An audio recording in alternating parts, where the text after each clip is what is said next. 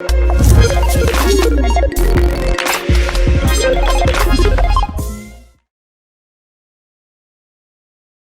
Frame method. അപ്പൊ എല്ലാ എക്സാമിനും സ്ഥിരമായിട്ട് കാണുന്ന ഒരു ക്വസ്റ്റ്യൻ ആണ് പോർട്ടൽ ഫ്രെയിം മെത്തേഡിലുള്ള ഒരു ക്വസ്റ്റ്യൻ. അപ്പൊ രണ്ട് രീതി ചോദിക്കാം. ഒന്നുകിൽ പോർട്ടൽ ഫ്രെയിം മെത്തേഡ് യൂസ് ചെയ്തിട്ട് ചെയ്യാനുള്ള ഒരു പ്രോബ്ലം ചോദിക്കാം. ആ പ്രോബ്ലം ഏകദേശം 13 മാർക്കിന് വരെ അല്ലെങ്കിൽ 10 മാർക്കിന് വരെ ചോദിക്കാവുന്ന ഒരു പ്രോബ്ലം. അതല്ലെങ്കിൽ അതിന്റെ കൂടെ ചോദിക്കുന്ന assumptions of portal frame method എന്ന് പറഞ്ഞ് ചോദിക്കും. അപ്പൊ അങ്ങനെ റിപ്പീറ്റഡ് ആയിട്ട് 3 ക്വസ്റ്റ്യൻ പേപ്പറിൽ സ്ഥിരമായിട്ട് കണ്ടൊരു ക്വസ്റ്റ്യൻ ആണ് അനാലിസിസ് ഓഫ് പോർട്ടൽ ഫ്രെയിം എന്ന് പറയുന്നത്. വളരെ സിമ്പിൾ ആയിട്ടുള്ള മെത്തേഡാണ്. അപ്പൊ ആദ്യം അതിന്റെ അസംഷൻസ് എന്തൊക്കെയാണ് എന്നുള്ള കാര്യം നമുക്ക് ആദ്യം നോക്കാം. അസംഷൻസ് ആയിട്ട് പറയുന്നത് ടോട്ടൽ 3 പോയിന്റ്സ് ആണ് ഇവിടെ അസംഷൻ ആയിട്ട് പറയുന്നത്. ഫസ്റ്റ് പോയിന്റ് എന്ന് പറയുന്നത് the point of contraflexure are located at the mid height of each column above the first floor. അപ്പൊ ഇവിടെ ഈ ഒരു ഫ്രെയിം നമ്മളിവിടെ വരച്ചിട്ടുണ്ട്. അപ്പൊ ഇതിലെ ഫസ്റ്റ് ഫ്ലോറിന് മുകളിലേക്കുള്ള കോളം എടുത്തു കഴിഞ്ഞാൽ ആ കോളത്തിന്റെ മിഡ് ഹൈറ്റിലാണ് നമ്മൾ പോയിന്റ് ഓഫ് കോൺട്രാഫ്ലെക്ചർ നമ്മൾ എന്ത് ചെയ്യുക, അസ്യൂം ചെയ്യുക. ആ കോളത്തിന്റെ മിഡ് ഹൈറ്റിലായിരിക്കും പോയിന്റ് ഓഫ് കോൺട്രാഫ്ലെക്ചർ നമ്മൾ എന്ത് ചെയ്യുക, അസ്യൂം ചെയ്യുക. ഇനി if the base of the column is fixed, that point of contraflexure is assumed at mid height of the ground floor column. ഇനി അപ്പൊ നമുക്കിവിടെ ഗ്രൗണ്ട് ഫ്ലോർ കോളം ഉണ്ട് അല്ലെ.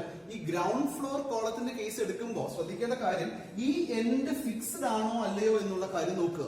അവിടെ എൻഡ് ഫിക്സ്ഡ് ആണോ എന്നുണ്ടെങ്കിൽ അവിടെ എന്തായിരിക്കും, മിഡ് ഹൈറ്റിൽ തന്നെ നമുക്ക് എടുക്കാം. ഇനി അതല്ല, അത് എൻഡ് ഹിഞ്ചഡ് ആണ് എന്നുണ്ടെങ്കിൽ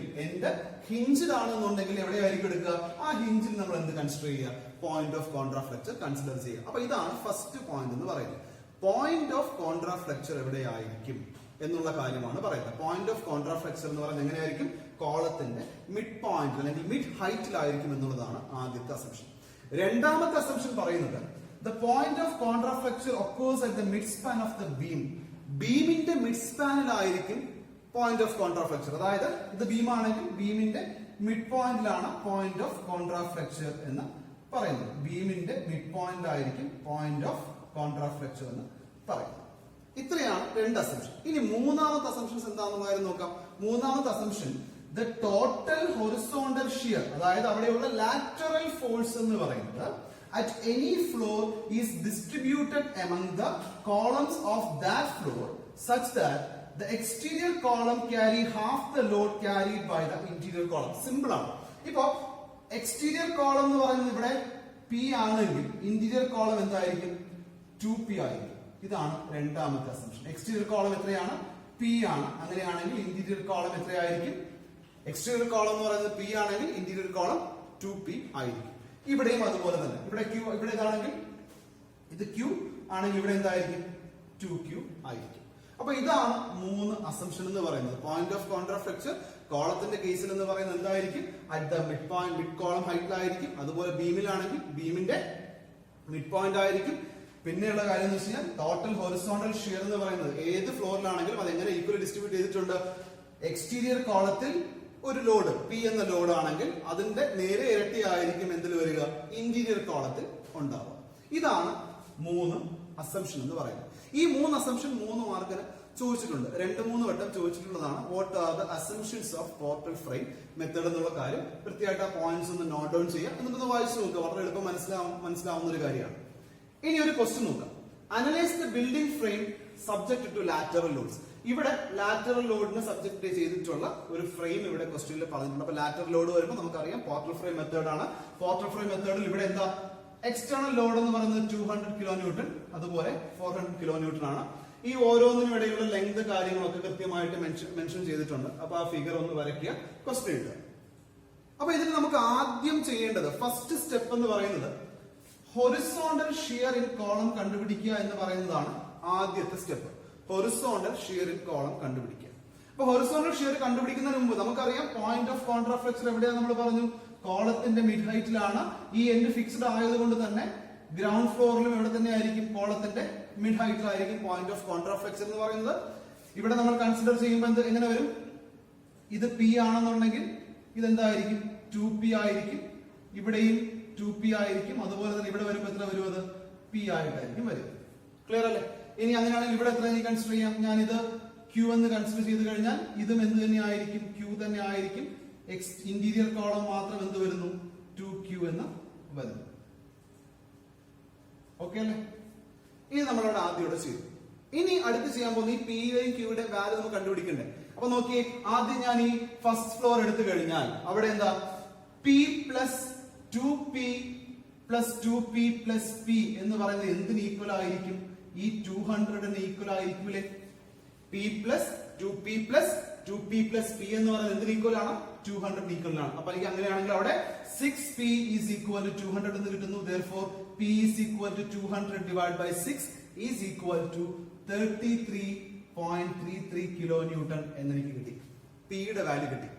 അപ്പൊ p യുടെ വാല്യൂ എന്ന് പറയുന്നത് 33.33 ആണെങ്കിൽ ഹൊറിസോണ്ടൽ ഷിയർ അറ്റ് AE എന്ന് പറയുന്നത് ഇതാണ് AE എന്ന് പറയുന്നത് അല്ലെ. ഹൊറിസോണ്ടൽ ഷിയർ അറ്റ് AE എന്ന് പറയുമ്പോൾ എത്രയായിരിക്കും? അല്ലെങ്കിൽ DH എന്ന് പറയുന്നത് എത്ര തന്നെ ആയിരിക്കും? P തന്നെയല്ലേ അല്ലെ? ഇവിടെ P യും ഇവിടെയും P ആണ്. അപ്പൊ horizontal shear at column AE and horizontal shear at column DH എന്ന് പറയുന്നത് എത്ര തന്നെ ആയിരിക്കും? 33.33 കിലോ ന്യൂട്ടൺ ആയിരിക്കും. ഇനി അങ്ങനെയാണെങ്കിൽ ഹൊറിസോണ്ടൽ ഷിയർ അറ്റ് BF ഉം ഹൊറിസോണ്ടൽ ഷിയർ അറ്റ് CG യും എന്തായിരിക്കും? ഞാൻ പറഞ്ഞു എന്താ ഷിയർ എന്ന് പറയുന്നത് ഡബിൾ ആകും എക്സ്റ്റീരിയർ കോളത്തിന്റെ കേസിൽ എന്ന് പറഞ്ഞു. അപ്പൊ അങ്ങനെയാണെങ്കിൽ ഇന്റീരിയർ കോളത്തിന്റെ കേസിൽ അവിടെ ഡബിൾ ആകും എന്ന് പറഞ്ഞു. അങ്ങനെയാണെങ്കിൽ അവിടെ എത്ര വരും? 2p ആയിരിക്കും വരിക. അപ്പൊ 2p വരികയാണെങ്കിൽ horizontal shear BF and CG എന്ന് പറയുന്നത് എത്രയാ? 2p ആണ്.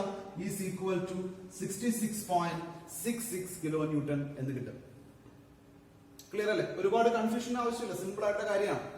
ഇനി രണ്ടാമത് എടുക്കുമ്പോൾ ശ്രദ്ധിക്കേണ്ട കാര്യം, ഞാൻ അടുത്ത ഗ്രൗണ്ട് ഫ്ലോർ എടുക്കുകയാണ്. അപ്പൊ ഗ്രൗണ്ട് ഫ്ലോർ എടുക്കുമ്പോൾ ഇതിന് മുകളിലേക്ക് ഒരു ഫ്ലോർ കൂടെ ഉണ്ട് അല്ലെ? അപ്പൊ അങ്ങനെയാണെങ്കിൽ ഇവിടെയുള്ള ഷിയർ എടുക്കുമ്പോൾ Q plus 2Q plus 2Q plus Q എന്ന് പറയുന്നത് എന്തിന് ഈക്വൽ ആയിരിക്കും? ആ ലാറ്ററൽ ലോഡ് എന്തിന് ഈക്വൽ ആയിരിക്കും?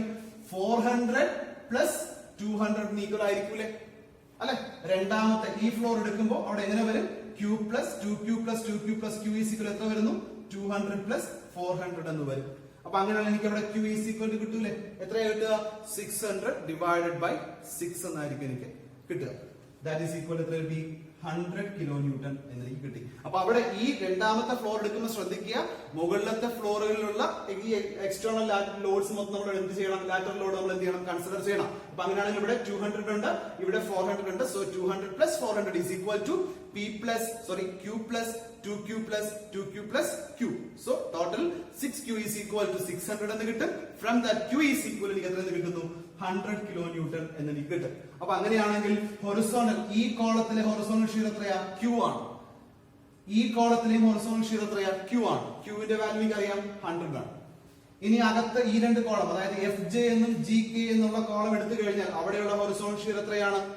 2Q ആണ്. അപ്പൊ 2 into 100 is equal to 200 kilo newton. അത് കിട്ടിക്കഴിഞ്ഞാൽ നമുക്ക് ഷിയർ ഫോഴ്സ് ഡയഗ്രം നമുക്ക് വരച്ചൂടെ? സിമ്പിൾ അല്ലേ? കാരണം എന്താ, എനിക്കിവിടെ ഫസ്റ്റ് ഞാൻ എടുക്കുന്നത് AE എടുത്തു കഴിഞ്ഞാൽ അവിടെ എത്രയാ?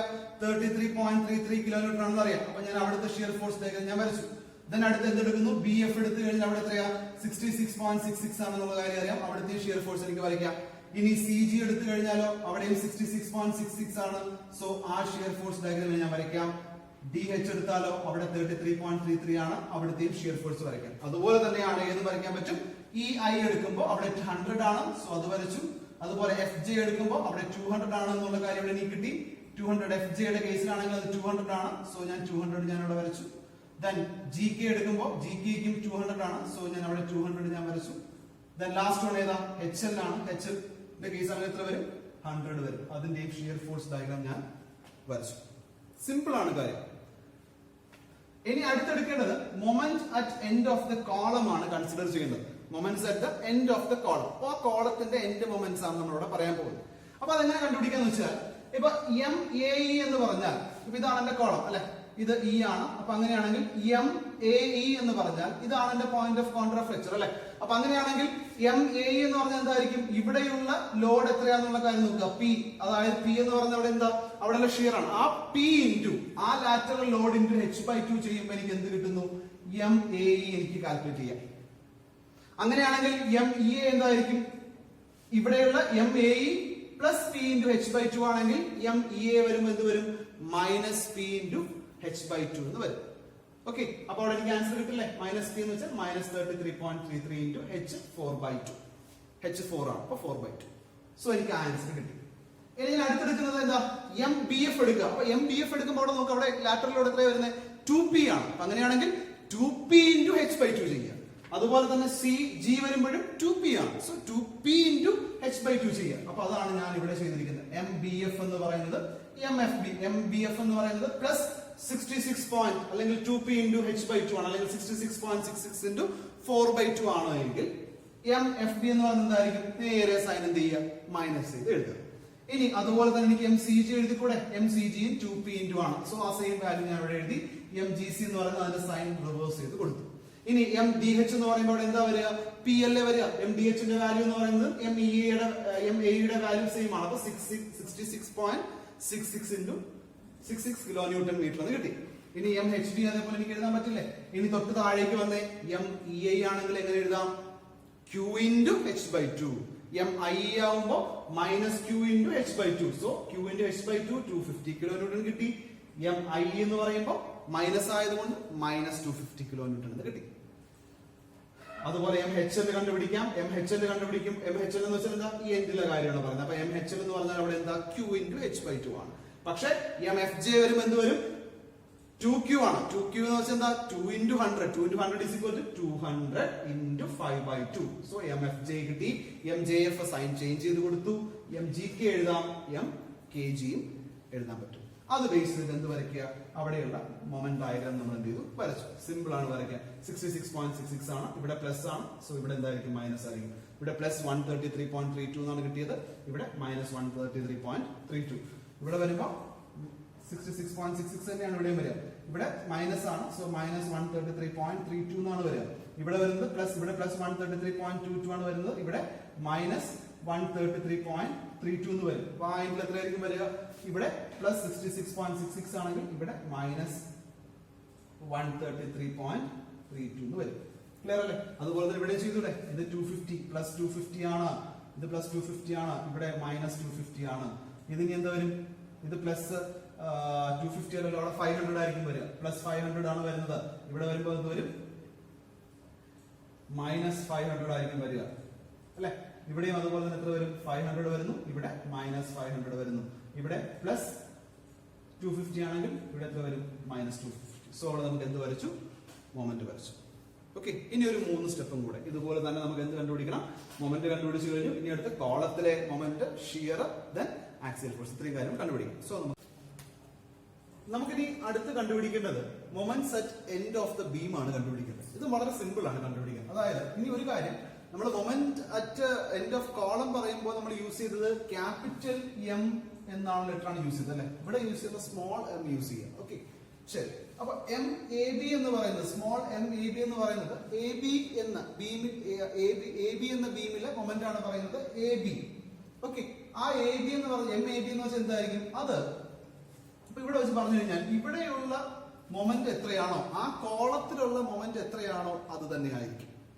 ഓക്കെ, എം എ ബി എന്ന് പറഞ്ഞാൽ എന്തായിരിക്കും? എം എ ഇ തന്നെ ആയിരിക്കും. സോ ഞാൻ അതോടെ എഴുതി 66.67 കിലോ ന്യൂട്ടൺ മീറ്റർ. ഇനി ഞാൻ അടുത്തെടുക്കുന്നത് എം ബി എ എടുക്കുകയാണ്. എം ബി എ എടുക്കുമ്പോൾ, അതായത് ഇത് A B, M B A ഞാൻ എടുക്കുന്ന സമയത്ത് ശ്രദ്ധിക്കേണ്ട കാര്യം എന്ന് വെച്ച് കഴിഞ്ഞാൽ ഈ കോളത്തിലുള്ള മൊമെന്റ് എത്രയാന്ന് നോക്കുക. ആ കോളത്തിലെ മൊമെന്റ് എത്രയാ? 133.32 ആണ് അല്ലെ? അപ്പൊ എം ബി എ എടുക്കുമ്പോൾ അല്ലെങ്കിൽ എം ബി സി ഞാൻ എടുക്കുമ്പോൾ ഇവിടെ ഈ കോളത്തിലുള്ള മൊമെന്റ് ഈക്വൽ ആയിട്ട് ബി എ എന്ന ബീമിലോട്ടും അതുപോലെ ബി സിയിലോട്ടും ഈക്വൽ ആയിട്ടായിരിക്കും ഡിസ്ട്രിബ്യൂട്ട് ചെയ്തിട്ടുണ്ടാവുക ഈ കോളത്തിലെ മൊമെന്റ്. അപ്പൊ അങ്ങനെയാണെങ്കിൽ അവിടെ എങ്ങനെ വരും? M B A is equal to M B C is equal to M B F by 2 എന്നാണ്. അതായത് എം ബി എഫ് എന്ന് പറഞ്ഞാൽ എന്താ? 133.32. ഈ കോളത്തിന്റെ മൊമെന്റ് ഈക്വൽ ആയിട്ട് ഇങ്ങോട്ടേക്ക് ഡിസ്ട്രിബ്യൂട്ട് ചെയ്തിട്ടുണ്ട്. അതാണ് എഴുതിയിരിക്കുന്നത്. Small M B A is equal to small M B C. അതായത് ബി എയുടെ മൊമെന്റ് ബി സിയുടെ മൊമെന്റ് എന്ന് പറയുന്നത് എന്തായിരിക്കും? Capital M B F by 2 is equal എത്ര വരും? 66.66. കാരണം ഈ കോളത്തിലെ മൊമെന്റ് ഈക്വൽ ആയിട്ട് ഡിസ്ട്രിബ്യൂട്ട് ചെയ്തിരിക്കുകയാണെന്ന് പറഞ്ഞു. ഇനി അങ്ങനെയാണെങ്കിൽ ഞാനിവിടെ എം സി ബി, അതായത് സ്മോൾ എം സി ബി എന്ന് പറയുന്നതും അതുപോലെ എം സി ഡി എന്ന് പറയുന്നത് എന്തായാലും സെയിം ആയിരിക്കും. ഇനി അത് എങ്ങനെ വരും? ആ കോളം, അതായത് ഇവിടെയുള്ള ഈ കോളത്തിന്റെ മൊമെന്റ് എത്രയാ? 133.32. അത് ഈക്വലി ഡിസ്ട്രിബ്യൂട്ട് ചെയ്തിരിക്കുന്നതായിരിക്കും അല്ലെ? അതായത് എം സി ബി എന്ന് പറയുന്നതും എം സി ഡി എന്ന് പറയുന്നത് എന്താ? ഇത് എം സി ജി എന്ന കോളത്തിന്റെ മൊമെന്റ് ഈക്വൽ ആയിട്ട് ഡിസ്ട്രിബ്യൂട്ട് ചെയ്തിരിക്കുന്നതാണ്. അപ്പൊ അങ്ങനെയാണ് അവിടെ എത്ര വരും? 66.66 കിലോമീറ്റർ മീറ്റർ.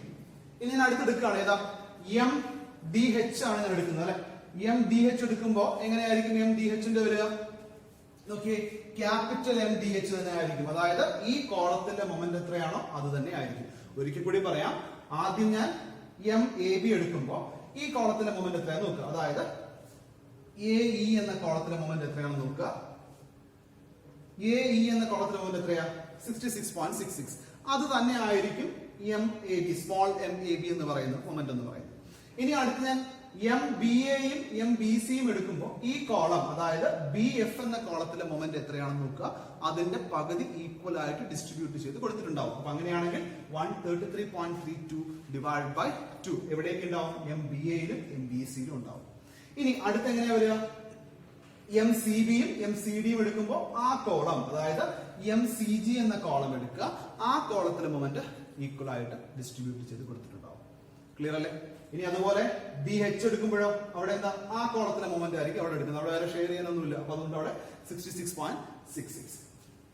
ഇനി അടുത്തെടുക്കുന്നത് എം ഇ എഫ് എടുക്കുകയാണ്. ഇനി ഞാൻ താഴേക്ക് വരിക. എം ഇ എഫ് എടുക്കുകയാണ്. ഈ മെമ്പർ എടുത്തു കഴിഞ്ഞാൽ എം ഇ എഫ് എന്നുള്ളത് എങ്ങനെയായിരിക്കും വരിക?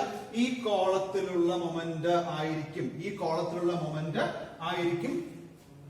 എം ഇ എഫ് എന്ന് പറയുമ്പോൾ ഇതാണ് എം ഇ എഫ് എന്ന് പറയുന്നത് അല്ലെ. അപ്പൊ ഇവിടുത്തെ മൊമെന്റ് എന്ന് പറഞ്ഞാൽ എങ്ങനെയൊക്കെ വരും? M A E plus M E I വരും. ഒന്നുകൂടെ പറയാം. എം ഇ എഫ് എന്ന മൊമെന്റ് എന്ന് പറഞ്ഞാൽ M A E plus M E I ആണ്. എം എ ഇ എന്ന് പറഞ്ഞാൽ എത്രയാണ് അവിടെ? 66.66 ആണ്. ഇ ഐ എന്ന് പറയുമ്പോൾ എത്ര വരും അവിടെ? 250. സോ ടോട്ടൽ എത്ര വരും? 316.66 കിലോ ന്യൂട്ടൺ മീറ്റർ എന്നായിരിക്കും നമുക്ക് അവിടെ കിട്ടുക. അപ്പൊ നോക്കിയാൽ മതി, ഇവിടെയുള്ള 66ഉം ഈ കോളത്തിലുള്ള മൊമെന്റ് എന്ത് ചെയ്യും? ആഡ് ചെയ്ത് വരും. ഏത് കൺസിഡർ ചെയ്യുമ്പോ? ഇ എഫ് കൺസിഡർ ചെയ്യുമ്പോൾ. ഇനി അങ്ങനെയാണെങ്കിലോ ഇവിടെ വരുമ്പോഴോ എഫ് ഇയും എം എഫ് ജിയും എടുക്കുകയാണ്. അതായത് സ്മോൾ എം എഫ് ഇയും അതുപോലെ സ്മോൾ എം എഫ് ജിയും ഞാൻ എടുക്കുമ്പോൾ ഈ കോളത്തിലെ മൊമെന്റ്, അതായത് 133.32 എന്ന് പറയുന്നത്, അതുപോലെ ഇവിടെയുള്ള മൊമെന്റ് എത്രയാ? 500 ആണ് അല്ലെ. 500 എങ്ങനെ ഡിവൈഡ് ചെയ്തിട്ടുണ്ടാവും? ഈക്വലി രണ്ടിടത്തും ഡിവൈഡ് ചെയ്തിട്ടുണ്ടാവും. അപ്പൊ എത്ര വരും? അതും 316.66 എന്ന് കിട്ടും. ഇനി ഞാൻ അടുത്ത എം എച്ച് ജി എടുക്കുമ്പോൾ എങ്ങനെ വരും? ഈ കോളത്തിലെ മൊമെന്റ്, അതായത് സി ജി എന്ന കോളത്തിലെ മൊമെന്റും ഇവിടെയുള്ള ഈ കോളത്തിലെ മൊമെന്റും കൂടെ എന്ത് ചെയ്യുക? ആഡ് ചെയ്യുക, ഡിവൈഡ് ബൈ 2 കൊടുക്കുക. കാരണം അത് ഈക്വലി പോവാണ്. പക്ഷെ ഞാൻ ഈ ഇവിടുത്തെ എടുക്കുമ്പോഴോ എം എച്ച് ജി എടുക്കുമ്പോഴോ ഡി എച്ചിലെയും ഈ കോളത്തിലെയും മൊമെന്റ് എന്ത് ചെയ്യുന്നു? ആഡ് ചെയ്ത് കൊടുക്കുക. അപ്പൊ എത്ര വരും? 250 plus 66 is equal to 316.66. So നമുക്ക് ഇനി അത് യൂസ് ചെയ്ത് എന്ത് വരയ്ക്കാം? Moment diagram വരയ്ക്കാമല്ലോ. സോ എന്ത് ചെയ്യാം? അതിന്റെ മൊമെന്റ് ഡയഗ്രാം ഞാൻ എന്ത് ചെയ്തു? ഇവിടെ വരച്ചു. So positive negative, positive negative, positive negative. ആ റീഡിങ്സ് മാർക്ക് ചെയ്തോളുക. ഏതൊക്കെയാണ് പോയിന്റ്സ് എന്നുള്ള കാര്യങ്ങൾ ഇൻഡിക്കേറ്റ് ചെയ്തോളൂ. അത്രയുള്ള സംഭവം, വേറെ ഒന്നുമില്ല. ഓക്കെ. ഇനി അടുത്ത് നമ്മൾ എടുക്കാൻ പോകുന്നത് ഷിയർ ഫോഴ്സ് ഇൻ ബീം ആണ് നമ്മൾ പറയാൻ പോകുന്നത്. വളരെ സിമ്പിൾ ആണ് ഷിയർ ഫോഴ്സ് ഇൻ ബീം എന്ന് പറയുന്നത്. എങ്ങനെ എടുക്കേണ്ടതെന്ന് വെച്ച് കഴിഞ്ഞാൽ, ഇപ്പൊ ഒരു ബീമിലെ ഷിയർ ഫോഴ്സ് എന്ന് പറഞ്ഞാൽ ഇപ്പൊ എഫ് എ ബി അല്ലെങ്കിൽ എഫ് ബി എ ഞാൻ പറയുകയാണ്. എഫ് എ ബി എന്ന് പറയുന്നത് അല്ലെങ്കിൽ എഫ് ബി എ എന്ന് പറയുന്നത് ഷിയർ ഫോഴ്സ്, ഈ ഒരു ബീമാണ് ബീമിലെ ഷിയർ ഫോഴ്സ് ആണ് പറയുന്നത്. അപ്പൊ എഫ് എ ബി അല്ലെങ്കിൽ എഫ് ബി എ എന്ന് പറയുന്നത് അവിടെയുള്ള മൊമെന്റ്, അതായത് M A B plus M B A divide by length ചെയ്താൽ മതി. Okay. M A B small M ആണ്, അതായത് ബീമിന്റെ മൊമെന്റ് ആണ്. Small M A B plus M B A divide by length ചെയ്യാം. അതായത് എഫ് എ ബി അല്ലെങ്കിൽ F B A എന്ന് പറയുമ്പോൾ 66.66 പ്ലസ് 66.66 എന്ന് എന്ത് ചെയ്യുക? എടുക്കുക. രണ്ടും പ്ലസ് 66.66. ഇവിടുത്തെ മൊമെന്റ് എം എ ബി എന്ന് പറയുന്നത് M B A divide by എന്ത് ചെയ്താൽ മതി? ഡിവൈഡ് ബൈ ലെങ്ത് ചെയ്യുമ്പോൾ എനിക്ക് എന്ത് കിട്ടും? Shear force at F A ബിയും എഫ് ബിയും കിട്ടും. ഇനി അങ്ങനെയാണ് നോക്കാം. Shear force at F B സിയും എഫ് സി ബിയും നമുക്ക് എങ്ങനെ കണ്ടുപിടിക്കാനായിട്ട് പറ്റും? അവിടുത്തെ കറസ്പോണ്ടിങ് മൊമെന്റ് നോക്കാം. ഏതൊക്കെയാണ്? 66.66 പ്ലസ് 66.66 ഡിവൈഡ് ബൈ ഇവിടുത്തെ ലെങ്ത് 10. ഇവിടുത്തെ ലെങ്ത് 8 ആയിരുന്നു, ഇവിടുത്തെ ലെങ്ത് 10 ആണ്. ക്ലിയർ അല്ലേ? അതാണ് എനിക്ക് ഇവിടെ കിട്ടിയ ആൻസർ 13.33. ഇനി അടുത്ത എഫ് സി ഡി എടുക്കുകയാണ്. എഫ് സി ഡി അല്ലെങ്കിൽ എഫ് ഡി സി എടുക്കുന്ന സമയത്ത് എങ്ങനെ വരും? സെയിം തന്നെയാണ്. 66.66 പ്ലസ് 66.66 ഡിവൈഡ് ബൈ ഇവിടുത്തെ ലെങ്ത് എത്രയാ? 6 ആണ്. സോ ടോട്ടൽ എത്ര കിട്ടും? 22.22 എന്ന് കിട്ടും. സിമ്പിൾ അല്ലേ? ഇനി അതുപോലെ തന്നെ അടുത്ത് എന്ത് കണ്ടുപിടിക്കാം? എഫ് ഇ എഫ് കണ്ടുപിടിക്കാം, അതുപോലെ എഫ് ഇ കണ്ടുപിടിക്കാം. എങ്ങനെയാണ്? ഇവിടെയുള്ള മൊമെന്റ് എത്രയാ? 316 ആണ്. ഇതും 316 ആണ്. So 316 divide by 316 divide by 8 ചെയ്യാം. 316 പ്ലസ് 316 ഡിവൈഡ് ബൈ 8 ചെയ്യാം. സോ എനിക്ക് എത്ര കിട്ടും? 79.16 എന്ന് കിട്ടി. ഇനി FFG അല്ലെങ്കിൽ FGF പറയാണ് ഷിയർ ഫോഴ്സ് എന്ന് പറയുമ്പോൾ എങ്ങനെ വരും? 316 plus 316 the whole divide by ആ ലെങ്ത് 10 ആണ്. So answer 63.33. ഇനി അടുത്ത് ചെയ്യുമ്പോഴോ ഏതാ കണ്ടുപിടിക്കേണ്ടേ? FGH അല്ലെങ്കിൽ FHG എന്ന് പറഞ്ഞാൽ 316.66 പ്ലസ് 316.66 ഡിവൈഡ് ബൈ അവിടുത്തെ ലെങ്ത് എത്രയാ? 6 ആണ്. Is equal to 105 kilometre. ഇനി ഇത് യൂസ് ചെയ്ത് എന്ത് വരയ്ക്കുന്നു? ഇവിടെ ഷിയർ ഫോഴ്സ് ഡയഗ്രാം വരയ്ക്കുന്നു. ഇപ്പൊ ഓരോന്നിന്റെയും ഷിയർ ഫോഴ്സ് ഡയഗ്രാം എനിക്കറിയാം. എയുടെ അറിയാം, AB-യുടെ അറിയാം, അതുപോലെ തന്നെ BC-യുടെ അറിയാം, CD-യുടെ അറിയാം, ദെൻ EF-ന്റെ അറിയാം, FG-യുടെ അറിയാം, GH-ന്റെ ഒക്കെ ഷിയർ ഫോഴ്സ് ഡയഗ്രാം അറിയാം. എല്ലാം വരയ്ക്കാമല്ലോ.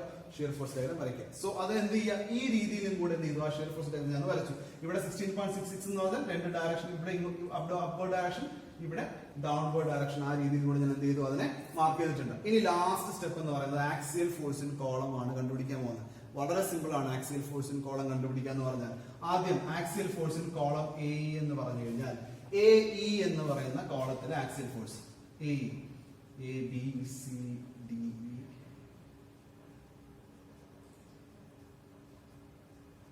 ഓക്കെ. ഇനി ആ AE എന്ന കോളത്തിലുള്ള ആക്സിയൽ ഫോഴ്സ് എന്ന് പറയുമ്പോൾ എന്തായിരിക്കും?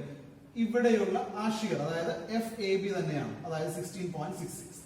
ഇനി നോക്കി, ഇനിയുള്ളതാണ് ശ്രദ്ധിക്കേണ്ടത്. ഞാൻ BF എന്ന കോളത്തിന്റെ ആക്സിയൽ ഫോഴ്സ്, അതായത് ABF ഞാൻ എഴുതുമ്പോ ഇവിടെയുള്ള ഇത് താഴോട്ടല്ലേ, അതായത് FBA പ്ലസ് ഇത് മുകളിലേക്കാണ്, അതായത് FBC ആണ്. സോ എങ്ങനെ വരും? ഇതിന്റെ സൈൻ എന്താ? -16.66 എന്നാണ്. ഇത് അപ്വേർഡ് ആണ്. സോ പ്ലസ് 13.33 ആയിരിക്കും. അപ്പൊ എങ്ങനെ വരും ആൻസർ? അവിടെ -16.66 പ്ലസ് 13.33 ഈസ് ഈക്വൽ ടു -3.34 എന്ന് കിട്ടും ആക്സിയൽ ഫോഴ്സ്. ഇനി ഇവിടെ ആണെങ്കിൽ അങ്ങനെ പറയാൻ പറ്റൂലേ? അതായത് CG എന്ന കോളം, അതായത് ACG എന്ന് പറഞ്ഞാൽ നമുക്ക് പറയാൻ പറ്റും എന്താ? ഇവിടുന്ന് താഴേക്കാണ്. സോ -13.33 പ്ലസ് ഇവിടുന്ന് മുകളിലേക്കാണ് 22.22. ആൻസർ കിട്ടിയില്ലേ? 8.89 എന്ന് കിട്ടി. ഇനി അടുത്തത് ഏതാ? ADH ആണ്. ADH എന്ന് പറയുമ്പോൾ എങ്ങനെ വരും? ഇത് താഴേക്കാണ്. സോ -22.22 എന്നായിരിക്കും. ക്ലിയർ അല്ലേ? ഇനി അടുത്ത് ചെയ്യാൻ പോകുന്നത് ഏതാ? AEI കണ്ടുപിടിക്കാൻ പോവാണ്. AEI എന്ന് പറയുമ്പോൾ ശ്രദ്ധിക്കുക, ഇങ്ങോട്ട് മുകളിലേക്ക് 16.66 ഉണ്ട്, ഇവിടുന്ന് മുകളിലേക്ക് 79.16 ഉണ്ട്. So 16.66 plus 79.16 is equal to 95.82. ഇനി അടുത്ത് ചെയ്യുന്നത് എങ്ങനെയാ? അടുത്ത് കണ്ടുപിടിക്കേണ്ടത് EJ യുടെയാണ് കണ്ടുപിടിക്കേണ്ടത് അല്ലെ? EJ യുടെ ആണെങ്കിൽ എങ്ങനെ കണ്ടുപിടിക്കാം? EJ ആണോ FJ ആണോ? FJ ആണ് അല്ലെ? FJ യുടെ ആണെങ്കിൽ എങ്ങനെ കണ്ടുപിടിക്കാം? AFJ എന്ന് പറയുന്ന ആൻസർ എങ്ങനെ കിട്ടും? ഇവിടുന്ന് താഴേക്ക് -16.66 ഉണ്ട്, ദെൻ ഇവിടുന്ന് താഴേക്ക് -79.16 ഉണ്ട്, ദെൻ ഇപ്പുറത്തെ സൈഡ് വരുമ്പോൾ മുകളിലേക്ക് 13.33. സോ പ്ലസ് 13.33 വരും, ദെൻ പ്ലസ് 63.33. അപ്പൊ അവിടെ ആൻസർ എത്ര കിട്ടി? -19.16 എന്ന് കിട്ടി. ഇനി അടുത്തത് AGK കണ്ടുപിടിക്കുമ്പോഴും എങ്ങനെയാ? -13.33 -63.33 പ്ലസ് 22.22 പ്ലസ് 105.55. ആൻസർ കിട്ടില്ലേ? 51.1. നെക്സ്റ്റ് വൺ ഇസ് AHM എന്ന് പറയുമ്പോൾ എന്താ? രണ്ടും താഴേക്കാണ്. So -22.22 -105.55 is equal to -127.77. ഇനി ആദ്യം യൂസ് ചെയ്ത് നമ്മൾ എന്ത് വരയ്ക്കുന്നു? ആക്സിയൽ ഫോഴ്സ് ഡയഗ്രം നമ്മളോട് എന്ത് ചെയ്തു? വരച്ചു. ഓക്കെ, വേറെ ഒന്നുമില്ല. അതിന്റെ ഓരോന്നിന്റെ വാല്യൂ അറിയാം, ആ വാല്യൂ വെച്ചിട്ട് വരച്ചു പോവാം. അപ്പൊ ഇത്രയാണ് പോർട്ടൽ ഫ്രെയിം മെത്തേഡ്. 3 പ്രാവശ്യം ചോദിച്ചിട്ടുള്ളതാണ്. അസംഷൻസ് ചോദിച്ചിട്ടുണ്ട്, അതുപോലെ തന്നെ പ്രോബ്ലം ചോദിച്ചിട്ടുണ്ട്. ഒരു മാക്സിമം ഒരു അരമണിക്കൂർ നമുക്ക് സ്പെൻഡ് ചെയ്യാമെന്നുണ്ടെങ്കിൽ വളരെ ഈസി ആയിട്ട് ഈ പ്രോബ്ലം നമുക്ക് എടുക്കാനായിട്ട് പറ്റും. അപ്പൊ ഓരോന്നായിട്ട് സ്റ്റെപ്പ് ബൈ സ്റ്റെപ്പ് ഈ വീഡിയോ കാണുന്നതിനൊപ്പം തന്നെ അതിന്റെ കൂടെ തന്നെ എഴുതി പോവുക. ഓരോ സ്റ്റെപ്പ് എഴുതുക. ദെൻ അതുപോലെ തന്നെ അവിടെ എങ്ങനെയാണ് ഷിയർ ഫോഴ്സ് ഡയഗ്രം വരയ്ക്കുന്നത്, എങ്ങനെയാണ് മൊമെന്റ് ഡയഗ്രം വരയ്ക്കുന്നത് എന്നുള്ള കാര്യം കൃത്യമായിട്ട് നോട്ട് ഡൗൺ ചെയ്ത് പോവുക. ഓക്കെ.